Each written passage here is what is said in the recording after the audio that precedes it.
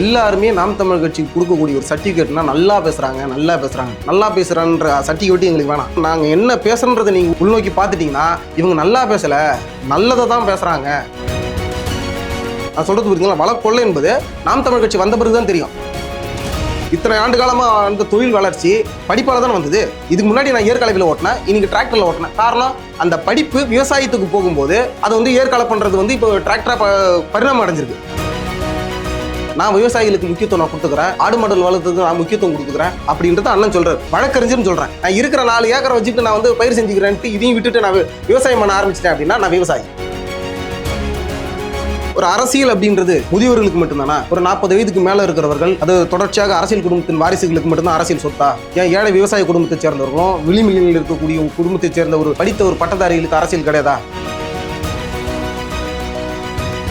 தாராயத்தை ஆறா ஓட விடுறீங்களா? அதனால எதிர்காலம் எப்படி சிந்திக்க முடியாத ஒரு தற்கொலை கூட்டமா தெரிஞ்சிடும். அதெல்லாம் தொலைநோக்கு பார்வையோட பார்க்க அதை நிறுத்தத்தை விட்டுட்டு தொலைநோக்கு பார்வையோட 5000 ரூபாய் கொடுக்கலன்னு தொலைநோக்கு பார்வை இருக்கு. ஒரே தொலைநோக்கு பார்வை தான். எதிர்காலத்தில் தேர்தல் வருது, 5000 கொடுத்தா கொஞ்சம் சீக்கிரம் ஓட்டு போடுவான்.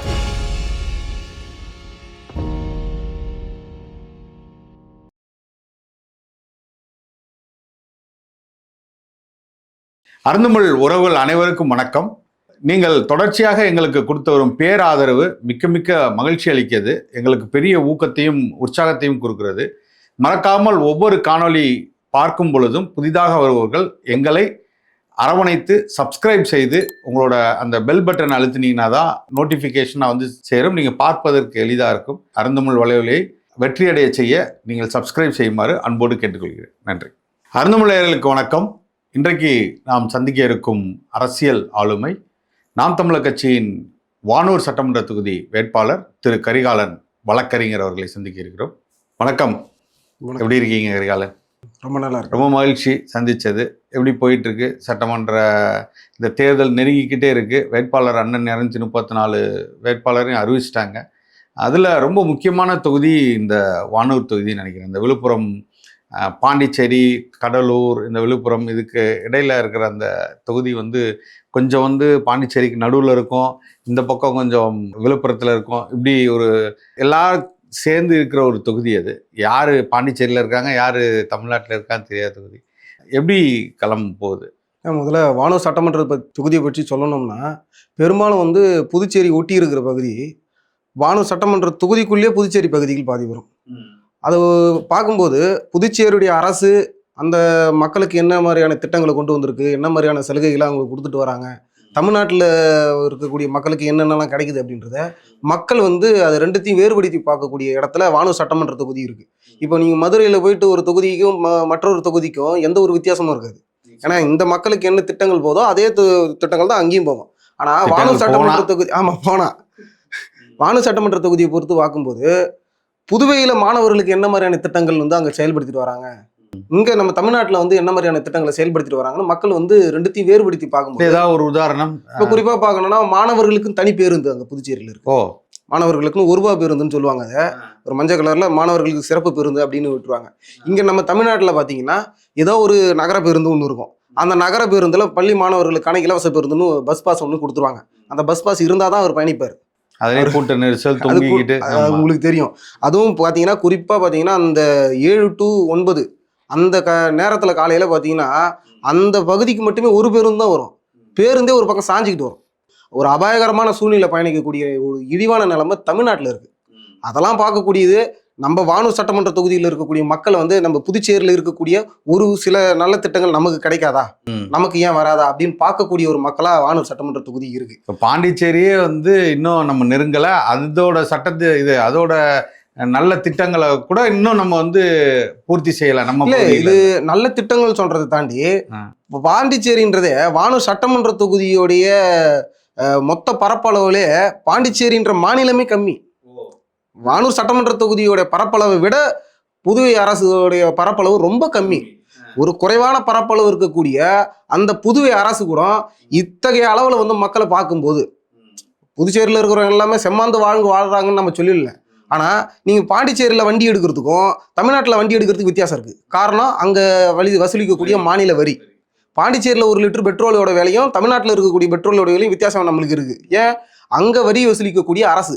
ஒரு இத்ரூண்டு குட்டி நிலம் இருக்கக்கூடிய அந்த புதுவை அரசு குறைவான வரியை வசூலிக்கும் போது இவ்வளவு பெரிய நிலப்பரப்பு கொண்ட இந்த தமிழ்நாடு ஏன் இவ்வளவு வரி வசூலிக்குங்கிற வித்தியாசத்தை மக்கள் பார்க்கணும்ல. அது பார்க்கக்கூடிய மக்களா வானூர் சட்டமன்ற தொகுதி இருக்கு. ஏன்னா இதை மற்ற தொகுதிகள் பார்க்க மாட்டாங்க. ஏன்னா அவங்களுக்கு புதுவையில் என்ன நடக்குதுன்னே தெரியாது. ஆனா தினசரியா வானூர் சட்டமன்ற தொகுதியை சேர்ந்த உறவுகள் பெரும்பாலும் அவங்களுக்கான வேலை வாய்ப்பே புதுவையில தான் இருக்கு. தினசரியா அங்கதான் போய் வேலை பார்த்துட்டு வராங்க. அங்க என்ன மாதிரியான திட்டங்கள் இருக்கு, அங்க அரசு எப்படி போகுது, எல்லாமே மக்கள் பாக்குறாங்க. அதெல்லாம் நம்மளுக்கு கிடைக்கணும்ன்ற ஒரு நெடுநாள் இயக்கம் வானூர் சட்டமன்ற தொகுதிக்கு இருக்கு. அதை நம்ம பூர்த்தி செய்யணும். இப்ப நாம் தமிழர் கட்சியில எல்லாருமே நல்லா பேசுறாங்க. ஆனால் களத்தை போய் எப்படி வேலை பார்ப்போம், எல்லாருமே அண்ணன் சீமானை போல பேசுகிறாங்க.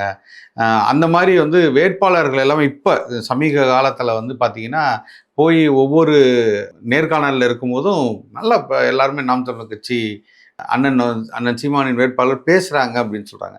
அதை தாண்டி களத்தில் நாம் தமிழர் கட்சி எப்படி முந்துகிறது, அந்த இடத்துல உங்களோட கள செயல்பாடுகள் எப்படி? இப்போ நீங்கள் ஒரு விஷயத்த நல்லா புரிஞ்சுக்கணும். எல்லாருமே நாம் தமிழர் கட்சிக்கு கொடுக்கக்கூடிய ஒரு சர்டிஃபிகேட்னா நல்லா பேசுகிறாங்க.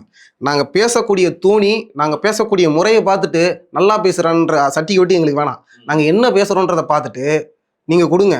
அப்போ பார்க்கும்போது உங்களுக்கு தெரியும் நாங்கள் என்ன பேசுகிறோன்றதை நீங்கள் உள்நோக்கி பார்த்துட்டிங்கன்னா இவங்க நல்லா பேசலை, நல்லதை தான் பேசுகிறாங்க அப்படின்றத உங்களால் புரிஞ்சிக்க முடியும். அத்தகைய சர்டிஃபிகேட் தான் எங்களுக்கு வேணும். நீங்கள் நாங்கள் பேசுகிறதெல்லாம் பேசுகிறோம், ஆனால் களத்தில் எப்படி சாத்தியப்படுத்துவீங்க, அது உங்களுக்கு வெற்றிக்கு வழி கொடுக்குமா அப்படின்னா கட்டாயம் வெற்றிக்கு வழி கொடுக்கும். ஏன்னா நாம் தமிழர் கட்சி நல்லதை பேசலை அப்படின்னா முதல் தோல்வியிலேயே மூடி கட்டிக்கிட்டு இருக்கக்கூடிய கட்சிகளை மாதிரி ஏதோ ஒரு கட்சியோட ஒட்டுணியாக இருந்துக்கிட்டு ஒரு சீட்டு 2 சீட்டை வாங்கிட்டு என்னைக்கோ போயிருக்கும். ஆனால் அந்த தமிழ்தேசிய சித்தாந்தம் ஒரு தனித்துவமான ஒரு சித்தாந்தம் என்பதனாலையும் அதை தாங்கி நிற்கக்கூடிய சீமான் என்கின்றவன் ஒரு பிடிவாதக்காரன் என்பதனாலையும் எந்த ஒரு சமரசமற்று ஒரு இருமாப்போடு இருக்கக்கூடிய ஒரு நபர்ன்றதுனால தான் இத்தனை ஆண்டு காலமும் எந்த ஒரு வித தோல்வியும் நாங்கள் அடையலை. தேர்தல் தோல்வியை நாங்கள் அடைஞ்சிட்டோம். தேர்தலில் வெற்றிக்கும் தோல்விக்கும் இடையான அந்த வித்தியாசத்தில் நாங்கள் தோல்வி அடைஞ்சிட்டோம். ஆனால் வாக்கு சதவீதம்ன்ற விவகாரத்தில் எந்த கட்சியும் நாங்கள் அடைந்த வெற்றி அடையலை. அதை நீங்கள் உன்னிப்பாக பார்க்கணும். இப்போ நாங்கள் பேசுகிறதெல்லாம் நல்லா பேசுகிறோம் அப்படின்னா களத்தில் அது எப்படி என்னவா போகுது அப்படின்னா நீங்கள் நல்லா பாருங்கள். நாங்கள் வந்த பிறகு தான், நாம் தமிழ் கட்சின்னு வந்த பிறகு தான் இன்னைக்கு பல இடங்களில் தமிழ் பெயரில் பழக வந்திருக்கு. நார்மலாக ஒரு வாட்ஸ்அப்பில் செய்தி அனுப்பினா கூட உண்மையான தமிழனா இருந்தால் ஷேர் பண்ணுங்க அப்படின்னு எங்கே வருது? நாம் தமிழ் கட்சின்னு ஒன்று வந்த பிறகு தான் அது வருது. இன்றைக்கு அந்த ஒரு வீட்டில் ஒரு குழந்தை பிறகுது அப்படின்னா உடனே யாராவது ஒருத்தவங்க நாம் தமிழ் கட்சிக்காரங்க பிடிச்சி ஒரு தமிழ் பேர் இருந்தால் ஆள ஆரம்பிக்கிற ஒரு பேர் சொல்லுப்பா அப்படின்ற. ஏன் இந்த மாற்றம் எங்கேருந்து வந்தது? நாம் தமிழ் கட்சி வந்த பிறகு தான் வந்தது. ஒவ்வொரு ஊர்லேயும் கல்குவாரி இருக்குது. எங்களுடைய பகுதியிலும் முழுக்க கனிம வள கொள்கை எங்கள் வானூர் சட்டமன்ற தொகுதியிலும் திண்டிவனம் சட்டமன்ற தொகுதியிலும் இருக்கக்கூடிய பகுதிகளிலும் இருக்குது. வளக்கொள்ளைன்றதை நாம் தமிழ் கட்சி வந்த பிறகு நம்மளுக்கு தெரியுது. நான் சொல்றது புரியுதுங்களா? வளக்கொள்ளை என்பது நாம் தமிழ் கட்சி வந்த பிறகு தான் தெரியும். நான் ஒரு விவசாய குடும்பத்தை சேர்ந்தவன் தான். என் வீட்டில் ஒரு 6 மாடு இருக்குது. 6 மாடு என்னுடைய கழனியில் போய் நான் மேய்ச்சிட்டு வரேன். ஆனால் பெரும்பாலும் 100 மாடு 150 மாடு வச்சிருக்கிறவங்களுக்கான நிலப்பரப்பு இல்லாமல் மேய்ச்சல் நிலம் அப்படின்ற ஒரு வார்த்தையை சீமானன் அந்த தேனியில போராட்டத்தை முன்னெடுத்த பிறகுதான் எங்களுக்கு தெரிய வருது. இல்லை, அதை தான் கேள்வியாக வைக்கிறாங்க. எல்லாரும் படித்தவர்கள், வழக்கறிஞர், பொறியாளர், மருத்துவர் அப்படின்னு கொடுத்துட்டு பாருங்க, மித்தவங்களெல்லாம் மாடு மேய்க்க சொல்றாரு. நீங்க டாக்டர் பிடிச்சி என்ன பண்ண போறீங்க, நீங்க ஆடு மாடு மேய்ங்க, சோறுக்கு எங்க போவீங்க அப்படின்னு எல்லாரையும் கூப்பிட்டு படிக்கிற என்ட்ரன்ஸ் படிக்கிற நீட்டுக்கு படிக்கிற பிள்ளையெல்லாம் வேணான்றாரு. ஆனால் அவர் கட்சியில் மட்டும் வேட்பாளரை வழக்கறிஞர் இப்படிலாம் போட்டிருக்காரு அப்படிங்கிறாங்க. இது மாதிரியான ஒரு மடத்தனமான விமர்சனம் முன்வைக்கிறவங்களுக்கு செருப்பால அடிச்சாலாம் உங்களுக்கு புத்தி வராது. என்னன்னா நீங்க ஒரு விஷயத்த பாருங்க. சீமானன்னா எந்த இடத்திலாவது நீ படிக்காதன்னு சொன்னாரா? படிக்காதன்னு சொல்ல வரக்கூடிய ஒரு தலைவன் தன்னுடைய ஆட்சி வரைவில் தனித்திறனுக்கு முக்கியத்துவம் வாங்கி கொடுக்கக்கூடிய ஒரு கல்வி முறையை பேசியிருப்பாரா? அதாவது அண்ணன் என்ன சொல்றாருன்னா, நான் படிச்சுட்டேன் அதனால நான் வீட்டு வேலை, நான் கழனி வேலை செய்ய மாட்டேன், விவசாயத்தை கட்டுக்கிட மாட்டேன், நான் ஆடு மாடு வளர்க்க மாட்டேன், ஆனாலும் நான் பால் குடிப்பேன், ஆனாலும் நான் சோறு சாப்பிடுவேன், வக்கனே எனக்கு தின்னு தெரியும், ஆனால் நான் படிச்சுட்டேன், நான் பணம் சம்பாதிக்கக்கூடிய வேலையை தான் நான் பார்ப்பேன் அப்படின்றது முக்கியத்துவம் கொடுக்காம, படிப்புன்றது கல்வின்றது ஒரு மனிதனுக்கு தேவையான ஒரு தேவை, அதை நீ படிச்சுக்கோ. ஆனால் வாழ்வியலா நீ விவசாயம் சார்ந்த ஒரு குடும்பத்தை சேர்ந்தாலும் விவசாயத்தை பாரு. உன்னுடைய படிப்பை, உன்னுடைய அந்த கல்வி அறிவை விவசாயத்துக்கு செலுத்து. இன்னைக்கு வரலாற்றில் நீங்கள் பார்த்தீங்கன்னா இத்தனை ஆண்டு காலமாக அந்த தொழில் வளர்ச்சி படிப்பால் தானே வந்தது.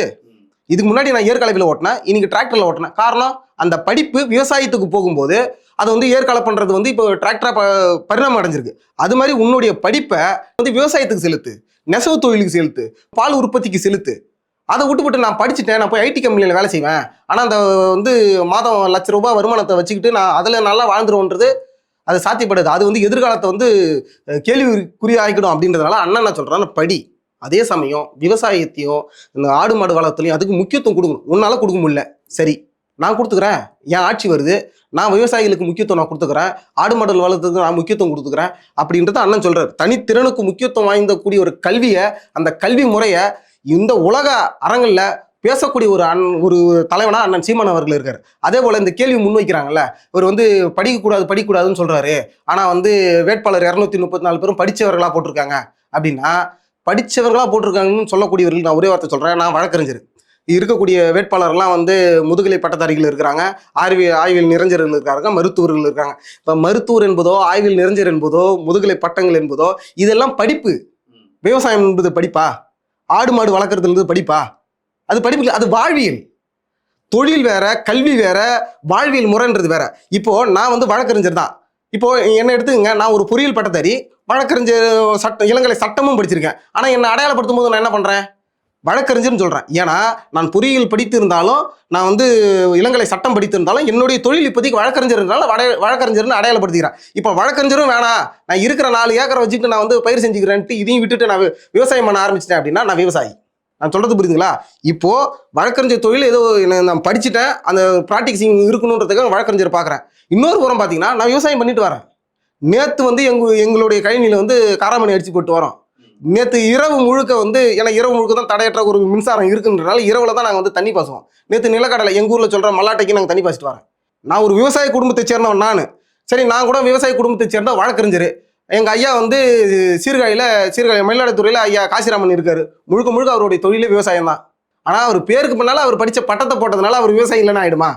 விவசாய குடும்பத்தை சேர்ந்தவங்களும் இன்றளவும் விவசாயத்துக்கு முக்கியத்துவம் வாய்ந்து விவசாயத்தையும் ஒரு வாழ்விலாக பார்க்கக்கூடிய நூற்றுக்கணக்கான விவசாய குடும்பத்தை சேர்ந்தவர்களை அண்ணன் வந்து சீமான் அவர்கள் வேட்பாளராக போட்டிருக்காரு. அது அவங்களுக்கு தெரியாது. விமர்சனம் பண்ணணும் அப்படின்றதுக்காக என்னத்தையாவது பேசுவாங்க. அவங்க பேசுறதுக்கு பதில் கொடுத்துக்கிட்டு நாங்கள் இருந்தோம்னு வச்சுங்களேன், எங்களுடைய களம் வந்து எங்களுடைய கனவு பெருசு. அதனால எங்களுடைய பணியை நாங்கள் பார்த்துட்டு போகிறோம். விமர்சிக்கிறவங்க விமர்சிக்கிட்டோம், ஏன்னா அதில் தான் அவங்களுக்கு வருமானம் இருக்குது, பார்த்துக்கிட்டோம். இல்லை, இப்போ இளைஞர்கள் வந்து 100க்கும் மேற்பட்ட இளைஞர்களுக்கு இந்த 234 தொகுதியிலையும் வேட்பாளராக அண்ணன் அவர்கள் நிறுத்தியிருக்காங்க. அதில் ஒரு இது என்னென்னா, இவங்களாம் எப்படியும் ஜெயிக்க மாட்டாங்க, ஒரு பேருக்காக நிறுத்துறாரு. இவங்களுக்கு வந்து என்ன ஒரு புரிதல் இருக்குது, ஒரு அரசியல் பற்றியோ இல்லை அங்கே நடக்கக்கூடிய இடத்துல இருக்கக்கூடிய அங்கே உள்ளாட்சியோ இல்லை அங்கே இருக்கக்கூடிய நிர்வாகத்தில் அவங்களுக்கு வந்து என்ன புரிதல் இருக்கும். அப்போ இதெல்லாம் வந்து சும்மா ஒரு பேருக்கு தானே நிறுத்துறாங்க அப்படிங்கிறாங்க. 117 இடத்துல பெண்களுக்கு இந்த முறை வாய்ப்பு கொடுத்துருக்காங்க.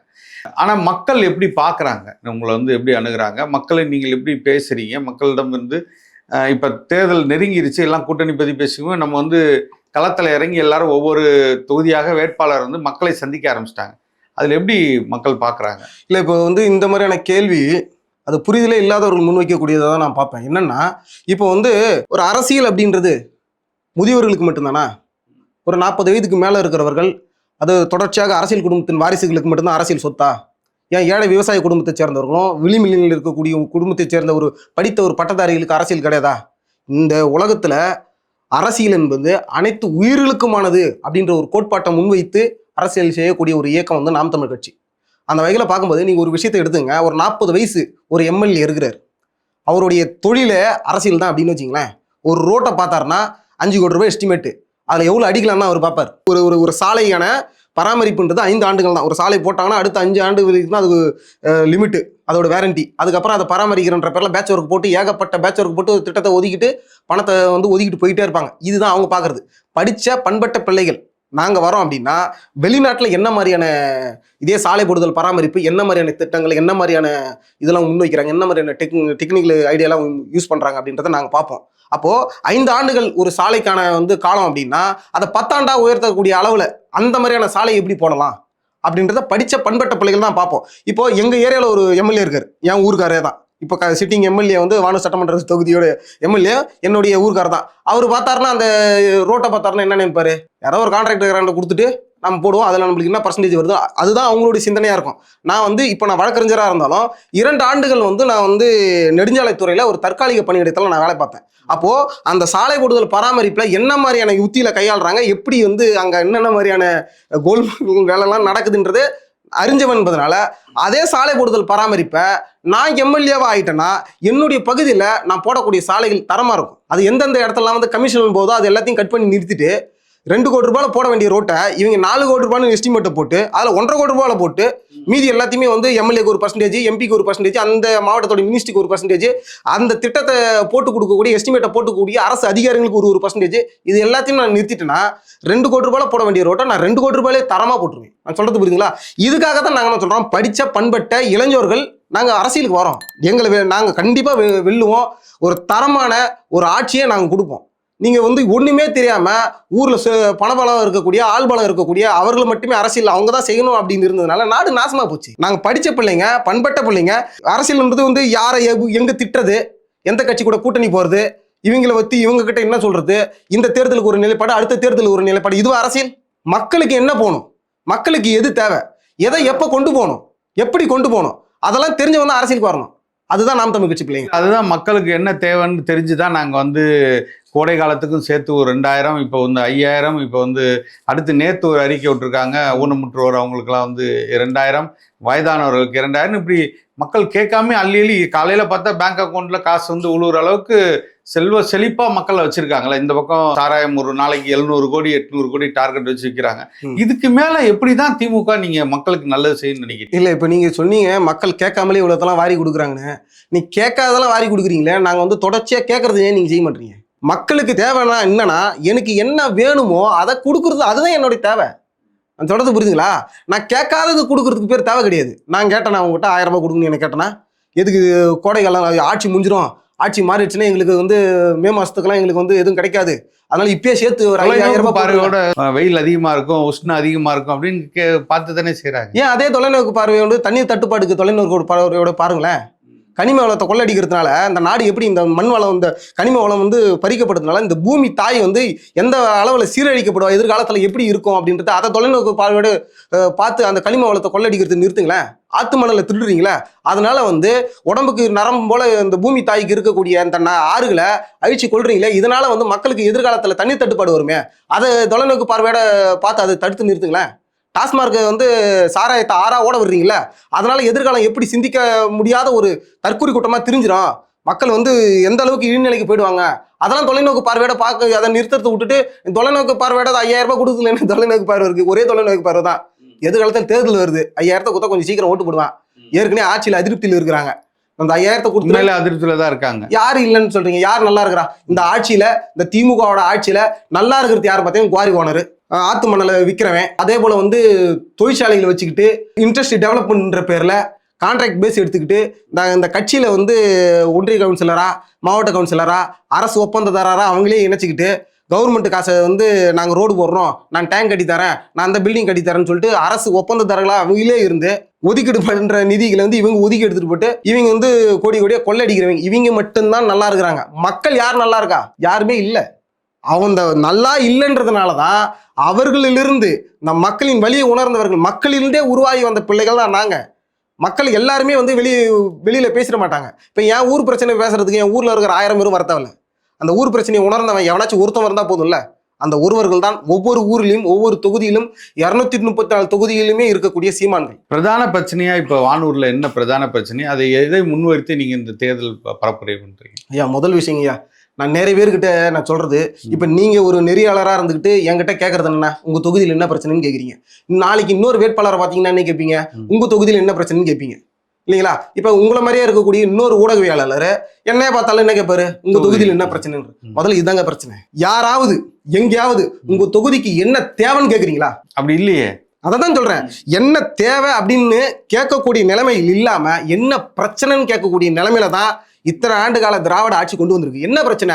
ஒன்றும் கிடையாது. என் ஊர்ல வந்து நல்ல களிம வளம் இருக்கா, அதை எப்படி திருடலாம்னு சொல்லிட்டு கல்குவாரியா போட்டுட்டேன், கிரஷரா போட்டுட்டேன். சரிங்களா? அப்ப அந்த பகுதி இருக்கக்கூடிய மக்களுக்கு தண்ணீர் தட்டுப்பாடு வருது. அந்த பகுதியில் இருக்கிற மக்களுக்கு இந்த கிரஷரால வரக்கூடிய அந்த படிமங்கள் வந்து படிக்கிறதுனால அதனால அவங்க விவசாயம் பாதிக்கப்படுது. அப்போ இது பிரச்சனை. டாஸ்மார்க்கை திறந்து விட்டுட்டேன். நான் வந்து பாண்டிச்சேரிக்கு பக்கத்தில் இருக்கிறேன். இங்கே தமிழ்நாட்டில் இருக்கக்கூடிய டாஸ்மார்க்கில் இருக்கக்கூடிய ஒரு பாட்டிலோட விலையை விட பாண்டிச்சேரியில் கம்மி. நான் அங்கே போயிட்டு வாங்கிட்டு யாராச்சும் வந்தாங்கன்னா அங்கே தடுத்து நிறுத்துறதுக்கு தான் மதுவிலக்கு அமல் துறைன்னு ஒன்று வச்சிருக்கேன். பேருக்கு பேர் மதுவிலக்கு அமல், மதுவிலக்கு துறை பேரு மதுவிலக்கு. ஆனால் என்ன டாஸ்மார்க் விற்பாங்க அவங்க மேலே. உலகத்திலே உத்தமன் பேர் வச்சுக்கிட்டு கொள்ளை அடிக்கிறவன், ஆமா, கருப்பா இருந்துட்டு வெள்ளையான்னு பேர் வச்சிருப்பாங்க பார்த்தீங்களா, வெள்ளைன்னு பேர் வச்சிருப்பாங்க. அது மாதிரி மது விலக்குன்னு பேர் வச்சு சாராயம் வைப்பாங்க. இது மாதிரியான பிரச்சனைகள் என் மக்களுக்கு இருக்கு. தொடர்ச்சியா மக்களுக்கு பிரச்சனையை தான் நீங்க கொடுத்துட்டீங்க, மக்களுடைய தேவையை பூர்த்தி பண்ணல. இப்ப நான் வந்துட்டேன், நான் நாம் தமிழ் கட்சி சார்பாக இருக்கக்கூடிய பிள்ளையா இந்த வானூர் சட்டமன்ற தொகுதியில நான் வந்து சட்டமன்ற உறுப்பினரை வென்றுட்டேன்னா முதல் விஷயம் நான் என்ன பண்ணுவேன்னா, இந்த அரசு திட்டங்கள் ஒதுக்கீடு பண்றாங்க. இப்போ வந்து ஒரு பட்ஜெட் தாக்கல் பண்றாங்க.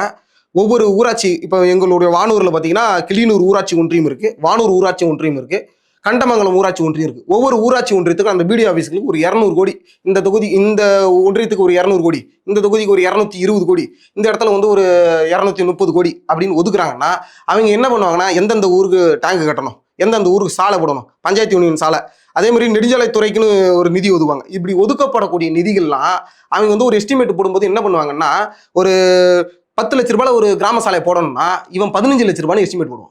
அந்த எக்ஸ்ட்ரா 5 லட்சம் யாருக்குன்னா எம்எல்ஏக்கு ஒரு பர்சன்டேஜ், எம்பிக்கு ஒரு பர்சன்டேஜ், அந்த லோக்கல்ல இருக்கிற கவுன்சிலரு, அந்த சேர்மன் இருக்காருங்களா அவருக்கு ஒரு பர்சன்டேஜ், இந்த திட்டத்தை போட்டால் இன்ஜினியருக்கு ஒரு பர்சன்டேஜ், அந்த இன்ஜினியருக்கு ஒரு உயர் பதவியில் இருப்பாருங்களா. இப்போ வந்து அசிஸ்டன்ட் இன்ஜினியர்னா அதுக்கு மேலே டி இருப்பாரு, அதுக்கு மேலே வந்து எஸ்சி இருப்பாருங்களா, அவங்களுக்குலாம் ஒரு பர்சன்டேஜ். இப்போ இந்த எல்லா பர்சன்டேஜும் போச்சிங்கன்னா ஒரு 10 லட்சத்துல போட வேண்டிய ஒரு சாலையை இவங்க என்ன பண்றாங்கன்னா எல்லாருக்கும் ஒரு பர்சன்டேஜ் போயிட்டு 8 லட்ச ரூபாய் தான் போடுறாங்க.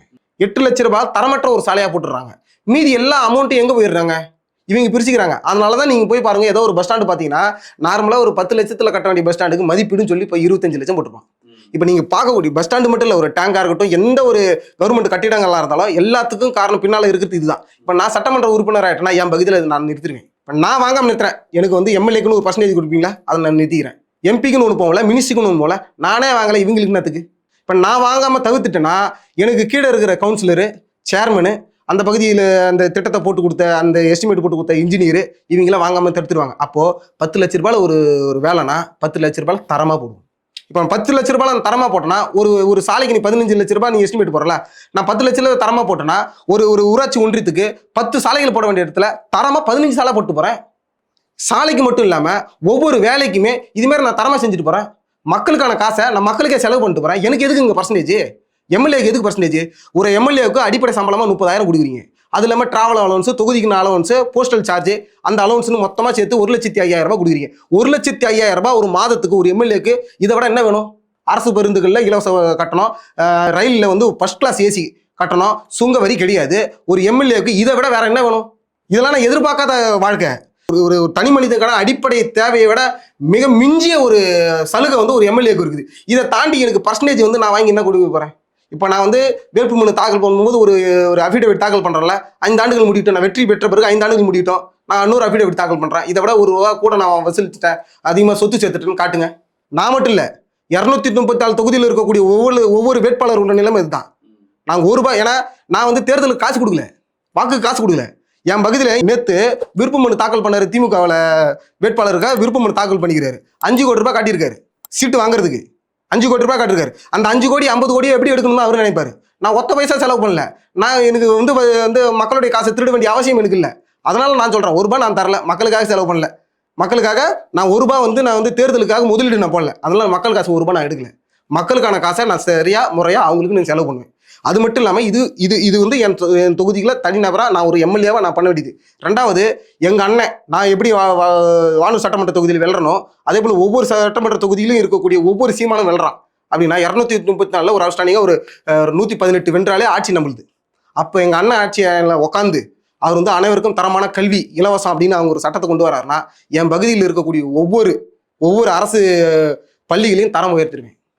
அனைவருக்கும் மருத்துவம் இலவசம் அப்படின்னு அண்ணன் ஒரு ஜியோ பாஸ் பண்றாருன்னா, நான் வந்து என்னுடைய வானூர் சட்டமன்ற தொகுதியில் யாருக்காச்சும் உடம்பு சரியில்லைன்னா நான் ஜிப்மருக்கு நான் கூட்டு போக சொல்ல மாட்டேன், பாண்டிச்சேரியில் இருக்கிற கதிர்காம ஹாஸ்பிட்டலுக்கு நான் கூட்டு போக சொல்ல மாட்டேன். என் ஊர்ல வானூர்ல அரசு மருத்துவமனை, கிளியனூர்ல அரசு மருத்துவமனை, கண்டமங்கலத்தில் அரசு மருத்துவமனை, தரமான மருத்துவமனையை நான் கொண்டு வரேன். ஒருங்கிணைந்த வேளாண் பண்ணைகளை எங்கள் அண்ணன் கொடுக்கும்போது அதுக்கான ஜியோ பாஸ் பண்ணும்போது என் ஊர்ல வந்து எங்க ஊர்ல நம்ம மல்லாட்டம் சொல்லுவோம்.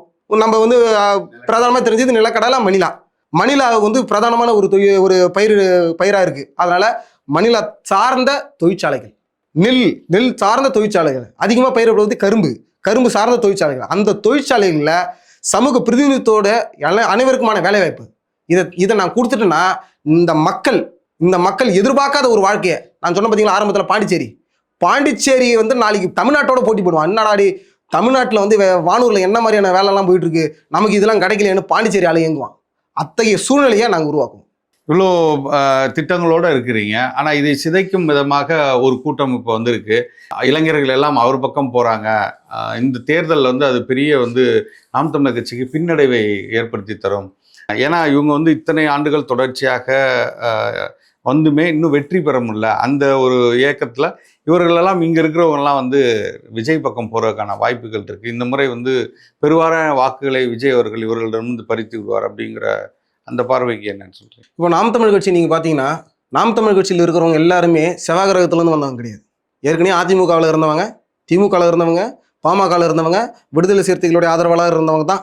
இப்போ நானே எடுத்துக்கிட்டிங்கன்னா 2011 அதிமுக குடும்பத்தை சேர்ந்தவன். நான் என் குடும்பமே அதிமுக குடும்பம். அதன் பிற்பாடு நான் ஒரு இளைஞராக இருக்கும்போது நான் வந்து விடுதலை சிறுத்தைகளை என்னை இணைச்சிக்கிட்டேன். இதெல்லாம் தாண்டி தான் நம்ம நாம் தமிழ் கட்சிக்குள்ளே வரோம். அதே போல் இப்போ வந்து சகோதரர் விஜய் அவர்களுடைய கட்சியிலையும் எல்லா கட்சி சேர்ந்தவர்களுமே இருப்பாங்க. அது என்னமோ பிரதானமாக நாம் தமிழ் கட்சி மட்டுமே தான் பாதிக்குதுன்னா அது அவர்களோட வைத்தறிச்சல். யாராச்சும் ஒருத்தவங்க திமுக பாதிக்குன்னு சொல்லுங்க பார்ப்போம். முடியாது. அவர் நேரடியாக யாரை திட்டுறாரு? ஒன்று வந்து 2 பேருக்கு தான் போட்டி. ஒன்று டிவிக்கே, இன்னொன்று டிஎம்கேன்றாரு. டிஎம்கேல ஒருத்தவங்க கூட கதறலையே எங்களுடைய வாக்குலாம் அங்கே போகுதுன்னு. கதற மாட்டான். அவன் பேசுகிறவங்க பூரா வந்து சீமானம் மட்டும்தான் பாதிக்கும், சீமானம் மட்டும்தான் பாதிக்கணும். நான் வெளிப்படையாக நம்ம ஒத்துக்கணும். விஜய் அவர்கள் வரக்கூடிய இந்த சூழல் வந்து நாம் தமிழ் கட்சியுடைய வாக்கு 1% போகுது அப்படின்னா போகுது தான். அது எனக்கு மட்டும் இல்லை, திமுகவும் போகுது, அதிமுகவும் போகுது, எண்ணத்துலையும் கணிசமாக போகுது. ஆனால் ஒருபோதும் நாம் தமிழ் கட்சியுடைய வளர்ச்சியை பாதிக்காது. ஏன்னா 1% தான் நீ கூட்டு போற, நான் 5%, 10% இப்போ நான் அதிகமாகிக்கிட்டேனே. மக்கள் வந்து பெரும்பாலும் நாம் தமிழ் கட்சியை வந்து விரும்புறதுக்கு காரணமே இவங்க கிட்ட நல்ல திட்டம் இருக்குது. அதெல்லாம் தாண்டி இவன் உண்மையா இருக்கான், இவன் நேர்மையா இருக்கான். ஒவ்வொரு தேர்தலுக்குமே போன வாட்டி வந்து தேமுதிக அந்த கூட்டணியிலிருந்து இப்போ இந்த கூட்டணியிலிருந்து, பாமக வந்து இந்த கூட்டணியிலிருந்து அந்த கூட்டணியிலிருந்து மாறி மாறி இருக்கான். இவன் ஒருத்தன் மட்டும்தான் மக்களோட மக்களா, மக்களை நம்பி மக்களோட கூட்டணி வச்சு உறுதியா நிற்கிறான். தனிச்சு நிற்பான். நான் தோல்வி கூட பார்த்துட்டு போறேன்பா, என் கொள்கையில் நான் தோக்க மாட்டேன். தேர்தல் தோல்வியை கண்டுக்கிட்டா நான் பயந்துட்டு போறேன், என் கொள்கையை நான் உறுதியா நான் இருக்கிறேன் அப்படின்ற அந்த உறுதித்தன்மையை, அந்த தனித்துவத்தை மக்கள் விரும்புறாங்க. அதனாலதான் நாம் தமிழ் கட்சியை நோக்கி படையெடுக்கிறாங்க. இப்ப நாம் தமிழ் கட்சியில உங்களுக்கு ஒரே ஒரு கேள்வி கேட்கறேன். விஜய் வந்த பிறகு கூடாரம் காலி ஆயிடுச்சு, நாம் தமிழர் காலி ஆயிடுச்சு அப்படின்னா நீங்க மக்களின் மாநாடு கூட்டத்தை பார்த்திருப்பீங்க. இந்த கூட்டம் விஜய் வருவதற்கு முன்னாடியே பின்னாடியா? வந்ததுக்கு அப்புறம் தான். விஜய் வந்ததுக்கு பிறகு மக்களின் மாநாடு கூட்டம், லட்சக்கணக்கில் கூடிய கூட்டம் விஜய் வருகைக்கு பிறகு. இதே கூட்டம் விஜய் வருகைக்கு முன்னாடி இருந்ததா? கம்மிதான். இல்ல. அதனாலதான் நான் சொல்றேன், விஜய் வருகைக்கு பிறகுதான் எங்க கட்சி அதிகமா வளர்ந்துருக்கு. மக்கள் பெருமளவில் எங்களை நேசிச்சிருக்காங்க. மக்கள்கிட்ட வந்து நாம் தமிழ் கட்சி நல்ல வெகுவா போய் சேர்ந்துருக்கு. விஜய் வந்ததுனால எங்களுக்கு எந்த விதத்திலையும் பாதிப்பு கிடையாது. ஒரு சில அற்பர்கள் சொல்லுவாங்க விஜய் வந்த பிறகுதான் போகுது அப்படின்னு. முதல்ல விஜய் வச்சிருக்கு கட்சியா? நான் கேட்குறேன், அது கட்சியா? விஜய் வந்து எப்படி ஒரு படத்தை ப்ரொமோஷன் பண்ணிட்டு இருப்பாரோ அது மாதிரி இந்த கட்சி ப்ரொமோஷன் பண்ணிக்கிறாரு. இப்போ ஒரு படம் நடிக்கிறாங்கன்னா, ஒரு நடிகர் ஒரு படம் நடிக்கிறாருன்னா ஒரு ப்ரொடியூசருக்கு கால் ஷீட் கொடுப்பாரு. அது மாதிரி விஜய் வந்து நான் ஒரு கட்சி ஆரம்பி போறேன் அப்படின்னு ஒரு கால் ஷீட் கொடுத்தாரு. முதல்ல கொடுத்த ப்ரொடியூசர் புஷி ஆனந்த். ஒரு படம் வந்து புதுசா நல்லா வந்துடுச்சு, அது நல்ல கலெக்ஷன் போகும் அப்படின்னா அடிஷ்னலாக ஒரு சில ப்ரொடியூசர் வந்து சேர்ந்துப்பாங்க. நாங்களும் டிஸ்ட்ரிபியூட்டராக வரோம், நாங்களும் ஒரு பர்சன்டேஜ் எடுத்துக்கிறோம், நாங்கள் இது பண்ணிக்கிறோன்ட்டு. அது மாதிரி அடிஷ்னலாக வந்து சேர்ந்தவங்க தான் அது வருஷனா நல்ல கட்சி நல்லா டெவலப்பாக போகுது அப்படின்னு அடிஷ்னலாக வந்து சேர்ந்தவர் தான் செங்கோட்டையன், நிர்மல்குமார், இவங்க எல்லாரும் அடிஷ்னலாக போய் சேர்ந்தவங்க தான். இப்போ நல்லா சேர்ந்துட்ட பிறகு அதுக்கு ப்ரொமோஷன் பண்ணணும் அப்படின்றதால மாவட்டத்துக்கு போயிட்டு வண்டியை போட்டு அவர் பேசிட்டு இருக்காரு, ப்ரொமோஷன் பண்ணிட்டு இருப்பாரு. சொல்றது புரியுங்களா? ஆமா, இப்போ நீங்க நல்லா பிறகு படம் ரிலீஸ் ஆகிற நேரம் வரும்போது புதுசாக ஒரு சிக்கல் வரும். ஏதாவது ஒரு கேஸ் போட்டுருவாங்க, நீங்கள் வந்து இந்த இடத்துல புறாவை வந்து இது பண்ணிட்டீங்க, வனவிலங்குகளை பாதிக்கிற மாதிரி ஆயிடுச்சு, இல்லை நீங்கள் சிகரெட் பிடிக்கிற மாதிரி காட்சி வந்துச்சுன்னு புதுசாக ஒரு கேஸ் போடுவாங்கல்ல. அது மாதிரி படம் வரும்போது எப்படி விஜய்க்கு ஒரு கேஸ் போடுறாங்களோ, இப்போ தேர்தல் வரும்போது புதுசாக ஒரு கேஸ் போட்டாங்க. நான் சொல்றது புரியுதுங்களா? புதுசாக ஒரு கேஸ் போட்டாங்க. அது யார் மூலியமாக வச்சு போட்டாங்க? அவங்க ஒரு மனைவி மூலியமாக வச்சு போட்டாங்க. இப்போ நான் ஓப்பனாக சொல்கிறேங்க, திரைப்படம் வேறு அரசியல் வேறுன்ற இடத்துல திரைப்படமும் அரசியலும் எங்களுக்கு ஒன்று தான் அப்படின்னு விஜய் நிற்கிறார். இந்த படம் ஓடாது. எப்படி ஜனநாயகம் படம் ஓடலையோ அதே மாதிரியே இந்த ஜனநாயகனுடைய படமும் ஓடாது அப்படின்றதான் நான் சொல்ல வருது. இவ்வளோ நேரம் மிகவும் சுவாரஸ்யமாகவும் பல பயனுள்ள தலைவர்களும் எங்களோட அருந்தமிழுக்காக பகிர்ந்துக்கிட்டீங்க. உங்களோட வெற்றிக்கு எங்களோட வாழ்த்துக்கள். நன்றி. நன்றிங்க.